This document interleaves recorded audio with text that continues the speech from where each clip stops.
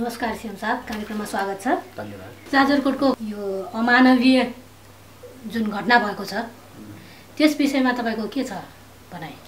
अब यो नघट्नु पर्ने एकदम दुःखद घटना चाहिँ घटेको छ। यो घट्नु हुन्न थियो, किनकि अब अहिले एउटा यत्रो कोरोना भाइरस महामारीको उच्च जोखिममा हामी चाहिँ छौँ।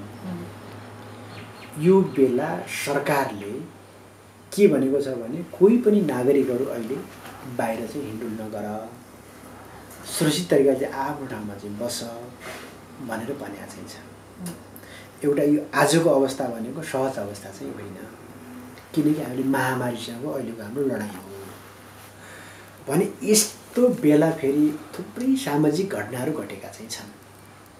किनकि धेरै सुसाइड पनि गरेका छन्। अहिले कोरोनाका त कति छन्, बढी घटना त सुसाइडबाट गरिरहेका छन् भने अब यस्ता घरेलु अलि हिंसाहरू पनि तपाईँको चाहिँ पछिल्लो चरण लकडाउनको बेला धेरै बढाए पनि छ। अब मान्छेको दिमाग दिनभरि बस्छ, खाली दिमाग शैतानको घर बनाए जस्तै। अब मान्छेले विभिन्न कुरा चाहिँ सोच्ने भयो, मान्छेले आफूले कन्ट्रोल गर्न सकेन भने त उसले जे पनि गर्न सक्ने, जे पनि निर्णय लिन सक्ने अवस्था चाहिँ छ। अब यो बिचमा घटेको घटनाका बारेमा अब कसरी घट्यो, के भएर घट्यो भन्ने कुराका आधारमा त अब छानबिन समिति बनाएको चाहिँ छ। अब अनुसन्धान ब्युरो पनि परिचालन चाहिँ भएको चाहिँ छ। त्यसपछि कोर्टमा पनि मुद्दा गइसकेका चाहिँ छ। त्यसो भन्नाले अब यो घटनाको सत्य तथ्य के हो भन्ने कुराका बारेमा त अब अनुसन्धानबाट आएको कुरा नै अब यो रहेछ भन्ने कुरा भन्न सकिन्छ। अहिले म सुर्खेतमा बसेर अब त्यहाँको घटनाको बारे यही हो, यही भएर घटना घट्यो, यही भएर यसो भएको, यहाँनिर कमजोरी हो, फलानाको गल्ती हो भनेर तपाईँको भन्न सक्ने अवस्थामा अहिले हामी चाहिँ छैनौँ। तर अहिले हामीसँग जति तथ्यहरू छ बाहिर आएको, त्यसको आधारमा यसलाई सामाजिक अपराध भन्न सकिन्छ कि सकिँदैन? अहिले मान्छे मार्नु त अपराध हुन्थ्यो। त्यो स्वत कसले भन्दैन? सामाजिक अपराध होइन भनेर कसले भन्छ? अब त्यो यत्रो तपाईँको घटना घट्नु, 6-6 मान्छे मर्नु भने त तपाईँको कसैले राम्रो काम भन्दैन थियो। यसलाई दलितको मुद्दा भन्न सकिन्छ? अब जोडियो, अब हो के भन्ने कुराका बारेमा त अनुसन्धानले नै भन्ला म भन्दैछु होइन। तर अहिले त विभिन्न ढङ्गले विषय त उठे त भने त फेरि अब दलित हुनुकै नाताले गर्दा यो भयो भन्ने कुरा भनेका चाहिँ छन्। अब यो सामाजिक क्षेत्रमा यस्ता घटनाहरू त थुप्रै घट्दै आएका छन् नि त फेरि। ल अहिले जातीय विषय मात्रै हो भनौँ भने यो नौलो पनि होइन, अन्तर्जातीय प्रेम सम्बन्धित नौलो होइन नि त होइन। धेरै भइरहेछ नि त फेरि। त्यो धेरै अन्तर्जातीय तपाईँको प्रेम सम्बन्धहरू, अन्तर्जातीय चाहिँ तपाईँको विवाहहरू बगैँदा एकदम मोडल छन्, नमुना छन् होइन, छन् त फेरि त्यो। त्यसो भयो हुनाले अब यो के हो, स्थिति के भएको थियो, कसरी त्यो घटना घट्न पुग्यो, कारण के हो, कसरी त्यो उत्कर्षमा चाहिँ पुग्यो त्यो घटना भन्ने कुराका बारेमा त अब छानबिनले मात्रै भन्न सक्छ। यो अहिलेको कोरोना सङ्क्रमणको बेलामा, अहिलेको अवस्थामा यो कर्णाली प्रदेशले चाहिँ कस्तो खालको रणनीतिहरू अपनाएको छ? कर्णाली प्रदेशमा कोरोना भाइरस सङ्क्रमणलाई नियन्त्रण गर्नका लागि एकदम सजिलो छ। भूगोलको हिसाबले पनि थोरै मात्रै हामीले मिहिनेत गऱ्यौँ भने कर्णाली प्रदेशलाई पुरै कोरोना मुक्त तपाईँको प्रदेशको रूपमा हामीले यसलाई घोषणा गर्न सक्छौँ भन्ने हामी एकदम हिम्मतका साथ, आँटका साथ हामीले कार्यक्रम केन्द्रित गऱ्यौँ। त्यो भनेको पहिलो लकडाउन नै हो मुख्य कुरा भनेर हामीले लकडाउनलाई कडाइ गऱ्यौँ। बाहिरबाट आउने मान्छेले टोटली यति टाइट, यति कडाइ गऱ्यौँ। हामीले अनावश्यक बाहिरका मान्छेभित्र पस्न नदिने, आउनै पर्यो भने पनि के कारणले हो, कारण स्पष्ट खुलाएर नलै नहुने मान्छे मात्रै प्रदेशभन्दा बाहिरका नागरिक भित्र आउँदैन, नत्र भने आउनै नदिने भनेर भन्यौँ। कर्णाली प्रदेशका आउने नागरिक जो जति हुन्छन् बाहिर सबैलाई क्वारेन्टाइनमा राखेर निश्चित समय चाहिँ पुरा गरेर त्यसपछि भित्र्याउने, अनि मात्रै घर समाजमा तिनीहरू चाहिँ जान दिने, घरमा जान दिने भन्ने हामीले चाहिँ निर्णय गऱ्यौँ र हामीले टाइट गऱ्यौँ, कडाइ गऱ्यौँ। त्यसपछि के भइदियो हुनुहुन्छ भने भारतबाट तपाईँको पछिल्लो चरणमा नागरिकहरू अब इन्डियामा तपाईँको चाहिँ अब गाडी र रेल चाहिँ खोल्ने बित्तिकै अनि हाम्रो त फेरि सबभन्दा बढी कर्णाली प्रदेशका नागरिक बाहिर जाने हुन्। अहिले पनि हामीसँग 1.5 लाख छन् करिब कर्णाली प्रदेशका नागरिक बाहिर रहेका। अब यिनीहरूको ठुलो मात्रामा चाहिँ एकैपटक ठुलो सङ्ख्यामा चाहिँ भित्रिने काम गऱ्यो। हामीसँग यति समय थियो क्वारेन्टाइनको व्यवस्था गर्नको लागि, यो फेरि यो बबई नाकामा क्वारेन्टाइनको व्यवस्था गर्ने भन्ने पनि थियो कुरा, त्यो पनि सफल हुन सकेन। 1000 देखि तपाईँको 1500 को बिचमा आयो भने हामीले सुर्खेतमै व्यवस्थापन चाहिँ गर्ने, तपाईँले बबई लगायतको सुर्खेतकै आसपासका ठाउँहरू क्वारेन्टाइन बनाएर प्रत्यक्ष प्रदेश सरकारले नै क्वारेन्टाइनको जिम्मा लिने गरी राख्ने, आर्मी परिचालन चाहिँ गर्ने, आर्मीले नै त्यसको सुरक्षाको जिम्मा लिने र खानेपिने सब व्यवस्थापन राम्रो व्यवस्थापन चाहिँ गर्ने भन्ने सोचमा हामी चाहिँ थियौँ। तर के भइदियो भन्दाखेरिमा अचानक भारतमा खुला भइदियो, तपाईँको लकडाउन खोलिदियो। अनि त्यसपछि त बेहिसाबमा मान्छेहरू आउने भइसकिसकेपछि त भारतको लकडाउन खुलेपछि त्यो आउने क्रम एकदमै वातै पर्छ भन्ने कुरा त अपेक्षित नै हो नि। आजै खुल्छ भन्ने कुरा त कसैले पनि सोचेको थिएन नि त। त्यसैले हाम्रो त के थियो भन्दामा बाहिर अब विदेशमा रहेका नागरिकलाई ल्याउँदाखेरिमा कमसेकम सरकारको एउटा प्लान बन्ला भन्ने हाम्रो थियो। सङ्घीय सरकारले एउटा प्लान बनाउला, जस्तै आज कतिजना ल्याउने भारतबाट भन्दाखेरि 2 देश बिचको सम्झौता गर्ने हो नि त। यसमा त हामीले कतिजना भारतीय नागरिक उता पठाइदिने, उता उनीहरूको लागि सबै व्यवस्था बस्ने रेडी भइसकेपछि अनि यहाँबाट हामी पठाउने हो कि यता पनि हामीले सम्पूर्ण व्यवस्था राखेँ त्यस्तो रेडी भइसके मात्रै होला। अहिले पनि जस्तै तपाईँ काठमाडौँबाट आउँदाखेरिमा त सुर्खेतको होटलको पहिले बुकिङ गर्नुहुन्छ, यहाँ होटल बुकिङ भइसकेपछि मात्रै तपाईँ काठमाडौँ हिँड्न थाल्नुहुन्छ कि। अब हाम्रो त तपाईँको चाहिँ यहाँ होटलको कोठै छैन, अनि मान्छे हिँडिहाल्छ ट्याक्कै आएर तपाईँ सुर्खेतमै आएर कोठा खोज्न थाल्नुभयो भने त यदि भेटिन तपाईँको बास कहाँ आउँछ, जङ्गलमा त हुने हो नि, रोडमा त हुने हो नि। भारतसँग भारतले लकडाउन खोल्छ कि खोल्दैन, कहिले खोल्छ होइन, त्यसको लागि व्यवस्थापनको लागि पनि समय थियो नि 2 महिनासम्म। अब यो त तपाईँको अब आज भन्दाखेरिमा त तपाईँले त्यो प्रश्न गर्न सक्नुहुन्थ्यो। यही प्रश्न तपाईँले 2 महिना अगाडि 1 महिना अगाडि यही प्रश्न तपाईँले सोध्न सक्ने तपाईँसँग क्षमता हुन्थ्यो। किन भन्दाखेरिमा के अवस्था सिर्जना हुन्छ भन्ने कुरा त हामी कसैले पनि धेरै ठुलो आकलन गरेका थिएन। विभिन्न देशहरूले विभिन्न किसिमको आफ्नै किसिमको स्ट्राटेजी बनाएको थियो, तर यहाँ त केही स्ट्राटेजी नै देख्दैन हामी। अहिले पनि त्यही नै छ नि सबैको प्रश्न, के छ त सरकारको स्ट्राटेजी, के सोचिरहेको छ, के छ व्यवस्थापन, हामी कहिलेसम्म घरभित्र बसेर नै। अब चाहिँ अहिले अब विभिन्न देशका मोडलहरू चाहिँ छन् कि अहिले के भाइरस नियन्त्रण गर्नका लागि अमेरिकाको आफ्नो मोडल चाहिँ छ, चाइनाको आफ्नो मोडल छ, कोरियाको हाम्रो चाहिँ के छ, भारतको आफ्नो छ। यो विभिन्न देशहरूले आफ्नो मोडल सुरु गरेका छन् नि। हाम्रो कुरा पनि के हो भने कोरोना भाइरस नियन्त्रण भारतले पनि छिट्टै नियन्त्रण गर्छ, त्यसलाई चाहिँ फैलिन पाउने, विस्तार हुन पाउँदैन। टाइट तपाईँको अहिले भारतमा पनि तपाईँको सेना परिचालन सहित गरेर तपाईँको लकडाउन गर्यो नि त। जहाँ देखा पऱ्यो त्यही नियन्त्रण गर्छ भारतले। अब भने धेरै सङ्क्रमण भारतको असर नेपालमा चाहिँ नपर्न सक्छ भन्ने कुरा एउटा बुझ्या मात्रै हो। परिहाल्छ भनेर अहिले भयभरिको पैसा त्यत्तिकै भने फ्रीमा बन्ने हो र? एउटा क्वारेन्टाइन बनाउनको लागि कति पैसा चाहिन्छ? यदि तपाईँको भोलि त्यो क्वारेन्टाइन त बनाउने, तर एकजनाको लागि 1 दिनको 5000 को दरले छुट्याएको भने एकजना मान्छे पनि तपाईँको नि त्यहीँभित्र बस्ने मान्छे भएन भने, अनि सुन्नु न, एकजना मान्छे पनि बस्ने भइदिएन भने अनि के भन्थे भने तपाईँले के प्रश्न गर्नु भन्दा अनि सरकारको सम्पत्तिलाई दुरुपयोग गरेर अनावश्यक तपाईँको मान्छे आउने कुराको यकिन नगरिनु किन क्वारेन्टाइन बनाएको त्यत्रो खर्च किन गरे?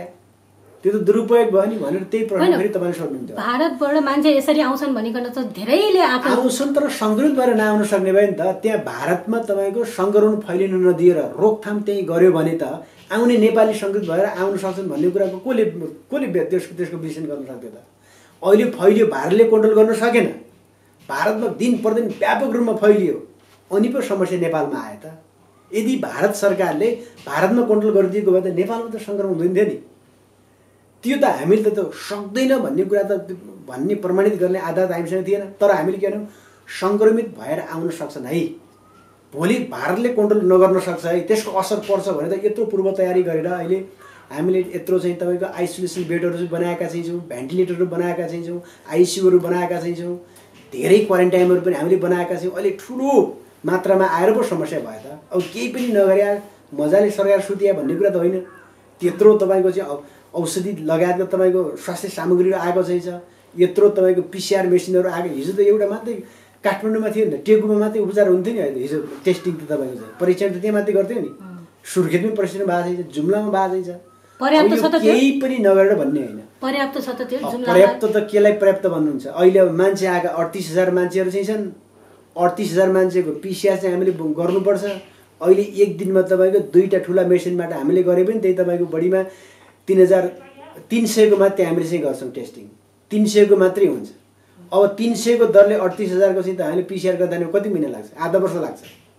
अब कसरी पर्याप्त भन्ने? तर यसको क्षमता वृद्धि गर्ने हो भने त्यही ढङ्गको बजेट चाहियो, त्यही ढङ्गको पुँजी चाहियो। अहिले हामीले खोज्ने बित्तिकै पिसिआर मेसिन अब यहाँ तल तपाईँको त्यो तरकारी किने जसरी ठाउँ ठाउँमा त पाइन्न नि। त्यसो हाम्रो कुरा के भन्दाखेरिमा एकैचोटि ठुलो लगानी गरेर तपाईँको खर्च गरेर बनायो भने भोलि त्यो प्रयोगमा आएन भने त त्यत्तिकै लगानी देखेर गयो नि त। त्यो त भोलि फेरि अर्को ठाउँमा प्रयोगमा आउँदैन हो। त्यस्तो ठाउँमा लगानी अहिले किन गर्नु?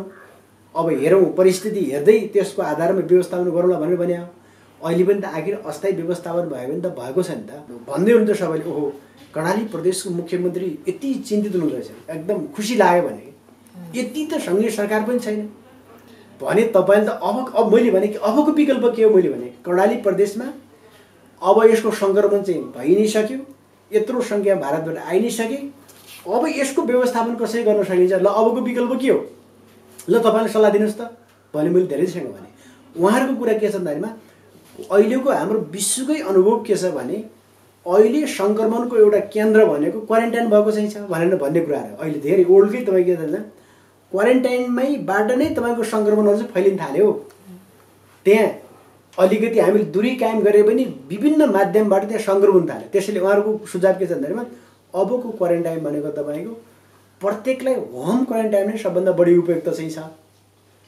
उहाँहरूले बरु घरमा क्वारेन्टाइन बस्ने व्यवस्थापन कसरी गर्नु यो मात्रै बढी सेफ्टी चाहिँ छ। तर सबैले एउटा समूहमा राखेर क्वारेन्टाइनमा राख्ने कुरा सेफ्टी छैन, सुरक्षित छैन, झन् सङ्क्रमण हुन्छ, त्यो त गर्दै नगर्नुहोस् भन्ने विज्ञहरूको सल्लाह चाहिँ छ। अब त कोरोनाबाट हामी टाढा रहनै सक्दैनौँ। अब त्यो जति जे भन्यो भने भेटाइहाल्छ।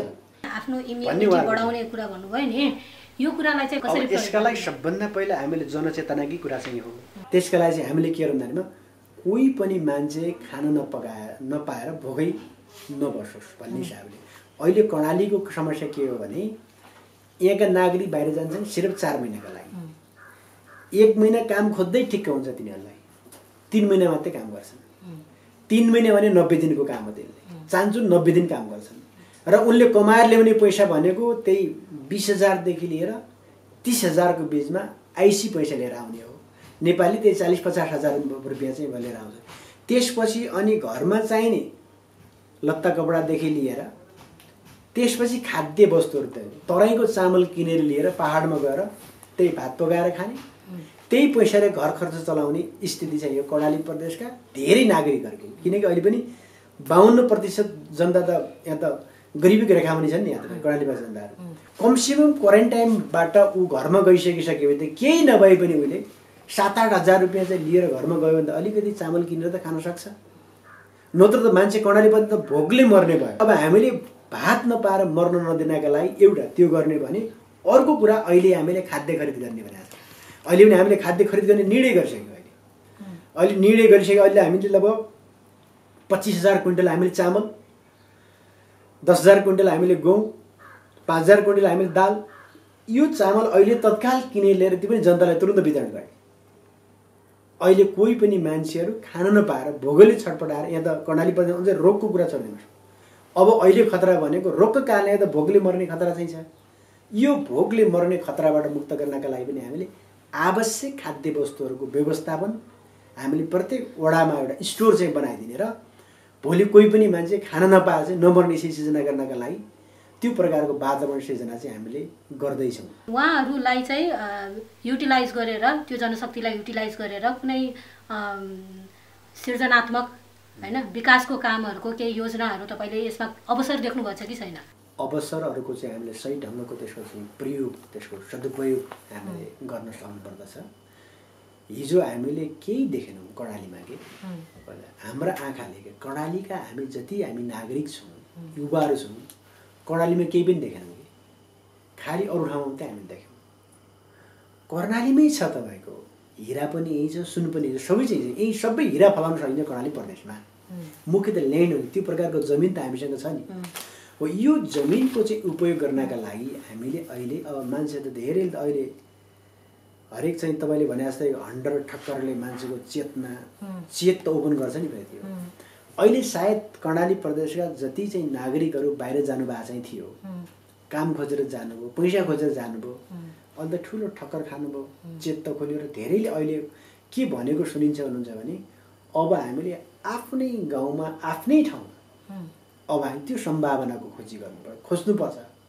केही न केही आफ्नै ठाउँमा गर्नुपर्छ भन्ने अभिव्यक्ति धेरैले दिन थाल्नु भएको यो एकदम पोजिटिभ कुरा हो क्या यसले पोजिटिभ चाहिँ प्रभाव मान्छेको ब्रेनमा पार्यो नगरेको भन्ने होइन कि नगरेको भन्ने अहिले पनि होइन अनुदान नपाएका किसानहरूले नि राम्रो तरकारी फलाएका छन् राम्रो कुखुरा पालन गरेका छन् राम्रो फलफुल गरेका छन् गाई भैँसी पालेन जसले अनुदान पायो नि त्यो मान्छेले बरु गरेका छैन त्यसो भए वातावरण सिर्जना गर्ने भनेको सरकारले चाहियो सरकारले भनेको प्रत्येक व्यक्तिको खातामा पैसा हाल्ने काम सरकारले कुनै पनि देशको चाहिँ सरकारले बसी मजाले घर बसेर फेसबुक चलाएर तपाईँको चाहिँ अनि फटाफट चाहिँ तपाईँको चाहिँ नागरिकको चाहिँ खातामा पैसा हाल्ने काम कुनै पनि देशका सरकारले गर्दैन यो कर्णाली प्रदेशको प्रदेश सरकारको प्रभाव बढी तर अधिकार सीमित भएको अवस्था देखिन्छ के भन्नुहुन्छ तपाईँ यसमा अब सबभन्दा पहिला त हामीले नेपालमा सङ्घीय व्यवस्था कस्तो बनायौँ भन्ने कुराबाट हामीले यसको छलफल गर्नुपर्छ र नेपालको सङ्घीय व्यवस्था भनेकै अर्ध सङ्घीय व्यवस्था चाहियो फुल सङ्घीय व्यवस्था चाहिँ यो होइन हाम्रो नेपालमा जो अरू मुलुकमा चाहिँ छ अहिले पनि भारतका चाहिँ तपाईँको प्रदेशहरूले यस्तो गरे अर्को कुनै देशको चाहिँ प्रदेशहरूले यस्तो गरे यो गर्छन् खोइ त नेपालमा चाहिँ भएको हाम्रो प्रदेशले गरेको खोइ भनेर मान्छेले अरू देशको सङ्घीय व्यवस्थासँग चाहिँ हाम्रो देशको सङ्घीय व्यवस्थाको तुलना गर्छ त्यो होइन सबभन्दा पहिला हामी सबभन्दा पहिला आम चाहिँ नागरिकहरू हामी सबै क्लियर चाहिँ हुनुपर्छ एक दोस्रो कुरा अहिले हामीले एकात्मक राज्य व्यवस्थाबाट सङ्घीय संरचनामा जानु भनेकै हाम्रो लागि ठुलो उपलब्धिको रूपमा चाहिँ हामीले लियौँ यसलाई उपलब्धिको रूपमा मान्नुपर्छ अधिकार कति चाहिँ बढी भए कम भए के भए भन्ने कुरा भन्दा पनि हिजो एकात्मक राज्य व्यवस्थामा रहेको देश अहिले सङ्घीय व्यवस्थामा जानु भनेको हाम्रा लागि यो ठुलो उपलब्धिको विषय चाहिँ हो उपलब्धि त भयो यसमा चुनौतीहरू चाहिँ के देख्नु भएको छ अहिलेको हाम्रो जटिलता चुनौती भनेको जसरी अहिलेको आवश्यकता अनुसार तीनवटा सरकार बीचको समन्वय चाहिँ हुनु पर्थ्यो त्यो समन्वय हुन सकेन एक हाम्रो लागि समस्या त्यसपछि जहाँ समन्वय भएन भने त सहकारी कसरी हुन्छ जहाँ समन्वय छैन भने सहकारी हुने कुरा पनि भएन अनि सहकारी भएन भने सह अस्तित्वको कुरा पनि आएन अहिले त के भयो हुनुहुन्छ भने सङ्घले के बुझ्छ यी अरू त दुईटा अरू तल सरकार छन् भन्ने कुरा सङ्घले बुझ्दैन फेरि पनि हामी व्यवस्थाको हिसाबले पेपरमा सङ्घीयता भनेर लेख्यौँ तर मेन्टालिटी मान्छेको मानसिकता हाम्रो के छ भन्दाखेरि एकात्मक चाहिँ छ त्यो हाम्रो एकात्मक राज्य व्यवस्थाको चाहिँ हामीले अभ्यास गरेका हाम्रो दिमागमा गहिरो छाप चाहिँ परे हुनाले प्रदेशले पनि फेरि दुईवटा सरकार त अरू छन् सङ्घ पनि छ स्थानीय तह पनि छ भन्ने कुरा प्रदेशले बुझ्दैनन् र त्यसपछि स्थानीय तहले दुईवटा सरकार त अरू छन् प्रदेश र सङ्घ छ भन्ने कुरा बुझ्दैन दोस्रो कुरा हामीसँग भएको जो साधन स्रोतहरू चाहिँ छ यसको बाँडफाँडको कुरा चाहिँ थियो हिजो हामी त सब एकात्मक राज्य व्यवस्थालाई सङ्घात्मकतिर हामी जाँदैछौँ भागभण्डामा हामी जाँदैछौँ त्यसो भने हामीसँग रहेको साधन स्रोतहरू भौतिक पूर्वाधारको कुरा चाहिँ होला सम्पत्तिको कुरा चाहिँ होला भौतिक सम्पत्तिको कुरा भौतिक सम्पत्तिलाई पनि हामीले विभाजन गर्नु कर्णाली प्रदेशलाई पर्यटकीय दृष्टिकोणले स्थापित गर्नको लागि पनि यही कुराहरूले जटिलता ल्याएको हो त कर्णाली भन्ने बित्तिकै एकदम विकट ठाउँहरू चाहिँ छ धेरै अप्ठ्यारो भूगोल चाहिँ छ मान्छेहरू नि खराब छन् न खान जानेका छन् न लाउन जानेका न बोल्न जानेका छन् केही पनि जानेका छैन भन्ने प्रकारको बुझाइ त आजका दिनमा विद्यमान चाहिँ छ यसलाई हामीले क्रस गर्नु छ यसका लागि सबभन्दा पहिला कर्णाली प्रतिको जो बुझाइ हिजो जो बुझाइयो नि त्यसलाई चेन्ज गर्नु छ अहिलेको हाम्रो प्रमुख दायित्व भनेको त्यो हो कर्णाली भनेको हामीले के बुझाउनु छ भन्दाखेरिमा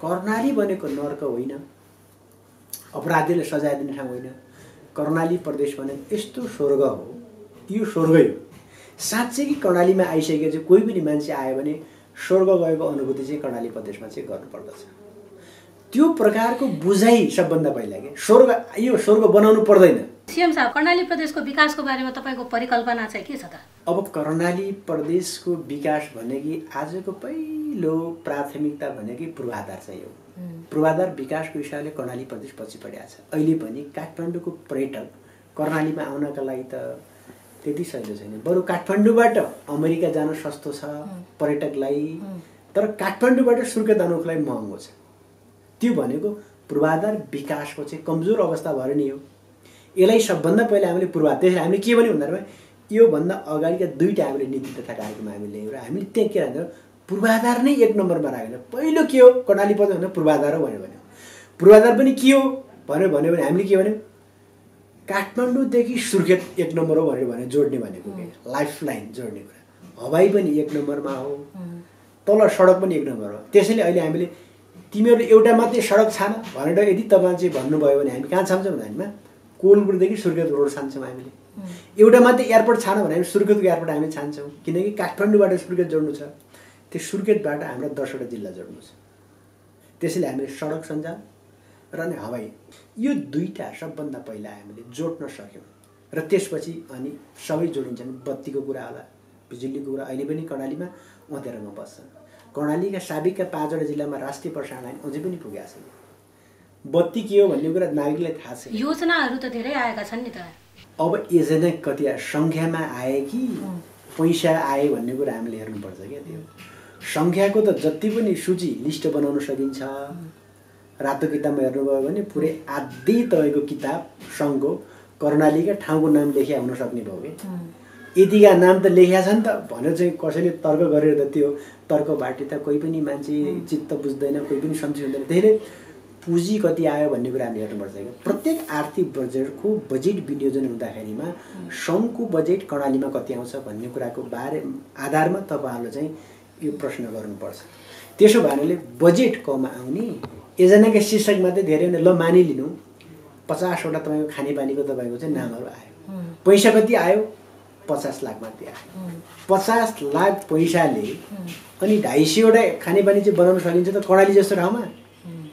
हो हामीले त पैसा त पठाएका छौँ नि, योजना त दिएका छौँ नि भनेर। योजना दिने मात्रै होइन कि योजना मागे होइन जनताले त खानेपानीको धारा मागे हो। यदि सरकारले खानेपानीको धारा दिए त जनताले पानी खान्थ्यो होला नि त।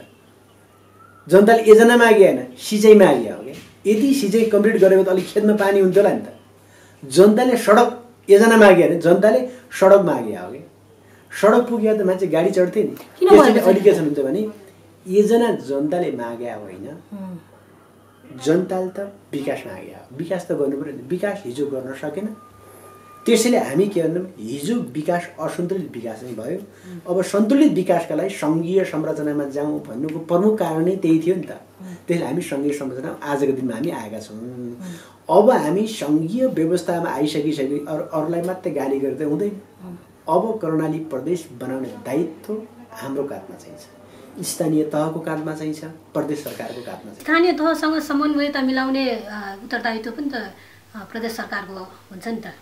अब अहिले संवैधानिक व्यवस्था त छैन। अहिले स्थानीय तहलाई डाइरेक्ट सङ्घले पैसा दिन्छ, माथिबाट विशेष अनुदान समपूरक भनेर विभिन्न शीर्षकको बजेट तपाईँको सिधै सङ्घले स्थानीय तहलाई दिन्छ र केही पैसा प्रदेशले पनि स्थानीय तहलाई चाहिँ दिन्छ।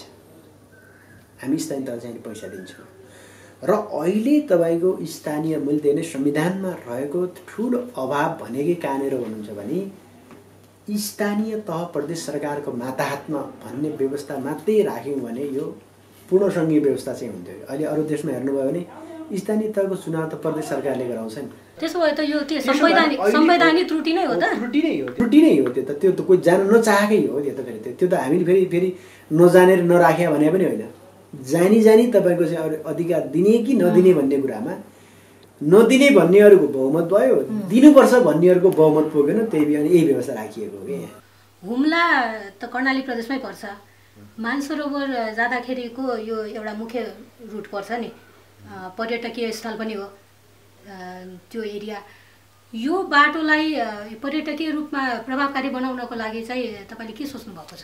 कर्णाली प्रदेशलाई हामीले मुख्य पर्यटकीय हबकै रूपमा नै विकास गर्ने सम्भावना त्यही हो कर्णाली प्रदेशकै। कर्णाली प्रदेश अलि ठुला उद्योग धन्दा कल कारखाना भन्ने भन्दा पनि कर्णाली प्रदेशमा आजको दिनमा गर्न सकिने भनेको पर्यटन मात्रै हो। अब सबभन्दा पहिला त मान्छे कर्णाली जाने भन्ने बित्तिकै मान्छे त काठमाडौँमै आतङ्कित हुन्छ नि त। अब अहिले त डर्नु छ, एकदम अप्ठ्यारो ठाउँ छ, खान पिल्दैन, बस्ने ठाउँ छैन, धेरै हिँड्नुपर्छ, धेरै दुःख छ, धेरै अप्ठ्यारो छ भन्ने मान्छेको दिमागमा हालिएको छ क्या त्यो। त्यसैले अहिले मान्छे सजिलैले कर्णाली प्रदेशमा त आउँदैन नि मान्छे। आउनका लागि मैले सबभन्दा पहिला के भने भन्दाखेरिमा केही पूर्वाधारको पनि विकास गर्नु छ, सडक बनाउनु छ, सडक नबनाएर पर्यटक आउँदैन। अहिले जस्तै भन्नु यहाँदेखि हिल्सासम्मको हाम्रो सडक चाहिँ ओपन हुने बित्तिकै पर्यटन त मजाले जाँदैन, भएभरिका पर्यटकहरू यही बाटो हिँड्छ नि, सबभन्दा छोटो बाटो इन्डियन पर्यटकहरू जम्मै यही बाटो चाहिँ हिँड्छन्। भोलि ठुलो व्यापारी नाका भने भोलि यो चाहिँ बन्छ। त्यसो सबभन्दा पहिला हामीले पर्यटनको विकास गर्नका लागि केही पूर्वाधार चाहिँ बनाउनु पर्ने आवश्यकता चाहिँ हुन्छ। तर त्यो पूर्वाधार बनाउने कुराकानी गरे जस्तो त छैन। जस्तै मानिलिउँ सुर्खेतदेखि हिल्सासम्मको सडक चाहिँ निर्माण गर्नका लागि हामी टु वेको मात्रै बाटो बनाउनका लागि अहिले हामीले गरेको अध्ययन प्रतिवेदनले के भन्छ भन्दाखेरि तपाईँको चाहिँ 65 अरब पैसा माग्छ। 65 अरब पैसा चाहिँ भयो भने सुर्खेतदेखि हिल्सासम्मको बाटो बन्छ। त्यसपछि 8 देखि 10 घण्टासम्म सुर्खेतबाट हिल्सा जान सकिन्छ। 65 अरब बजेट कर्णाली प्रदेशको वार्षिक बजेट हो नि त, कति वर्षपछि 65 अरब पैसा बन्छ। सबैलाई एक पैसाभन्दा अरू ठाउँमा खर्च नगरेर, कसैलाई एक पैसा तलब पनि नगुवाएर सबै पैसा त्यहीँ हाल्ने हो भने हाम्रो विकास बजेट भने 15-16 अरब मात्रै छ नि पूर्वाधारमा खर्च हुने। 16 अरब हाम्रो वार्षिक बजेट चाहिँ हुने पूर्वाधारको। अनि त हामीले चाहिने कति छ? 65 अरब पैसा चाहिन्छ त्यो सडक बनाउनका लागि। त्यो त एक सडक मात्रै भयो, सडक मात्रै बनाएर भएन। त्यसो न समग्र पूर्वाधारको विकास गर्नका लागि चाहिने जो पैसा हामीलाई छ नि त्यो पैसाको व्यवस्थापन प्रदेश सरकारले गर्नका लागि निकै गाह्रो छ। हस् त सिएम साहब, धेरै धेरै धन्यवाद। हस्, धन्यवाद।